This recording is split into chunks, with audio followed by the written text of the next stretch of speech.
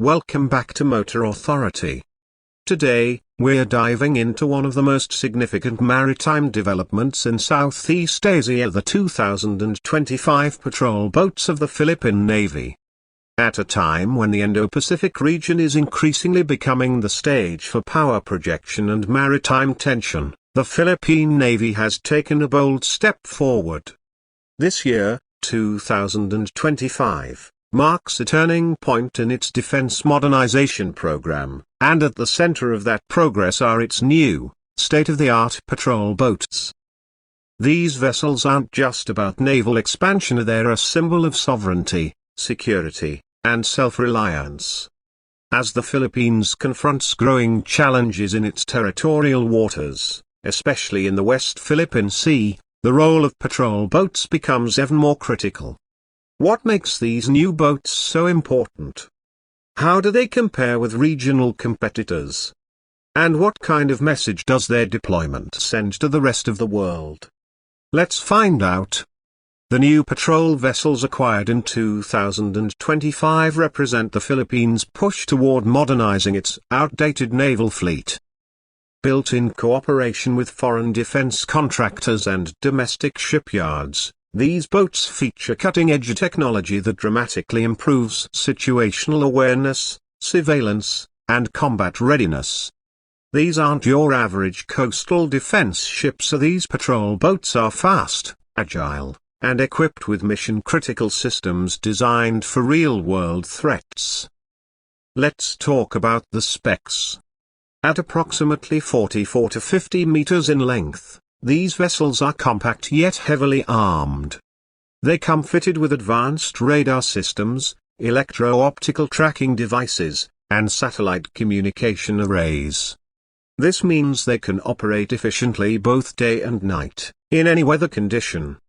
Armed with remote-controlled weapon stations, typically featuring 25mm or 30mm cannons, these patrol boats can respond quickly to piracy, smuggling, illegal fishing, or any unauthorized entry into Philippine waters.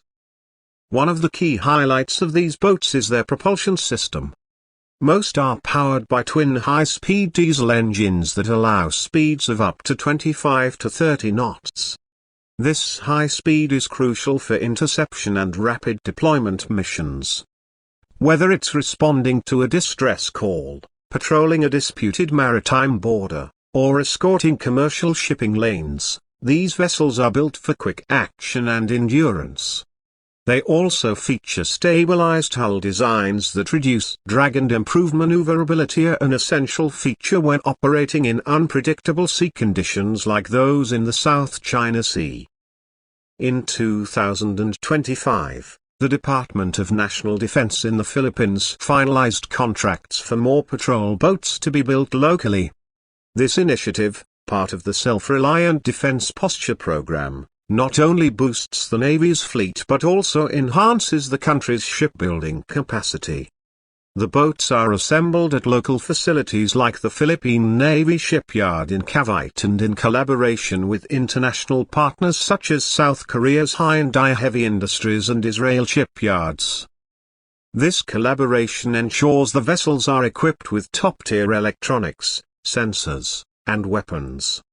Some versions are expected to come with Spiker missiles. The same Israeli-made precision strike systems that allow standoff engagement of enemy vessels or coastal threats. This capability drastically elevates the patrol boats from passive defenders to active enforcers. Beyond firepower, these vessels are also tasked with peacetime missions. They serve as floating platforms for humanitarian assistance and disaster response, which is vital for a country like the Philippines that is frequently hit by typhoons and earthquakes. The ability to project aid and authority across its more than 7,000 islands is a strategic advantage that cannot be underestimated. Let's take a moment to talk about strategic relevance. In recent years, tensions with China in the West Philippine Sea have flared up. Illegal Chinese fishing vessels, maritime militia, and Coast Guard ships have been reported operating in Philippine waters. These new patrol boats send a clear message: the Philippines is ready to protect its territorial integrity. With longer range and better sensors, these boats can now monitor maritime activity across the country's exclusive economic zone more effectively than ever before. In exercises such as the Balikatan drills with the United States and joint patrols with Australia and Japan, these vessels serve as key players in multilateral defense strategies. This strengthens not just the Philippine Navy, but regional security as a whole.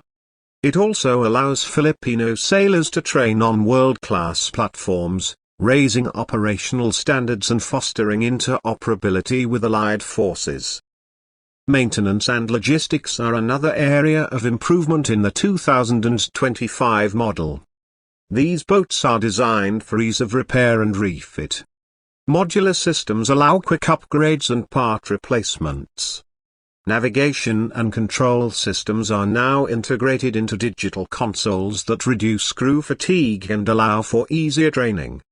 Speaking of crew, each vessel typically carries 20 to 30 personnel, including commanding officers, engineers, gunners, and navigators.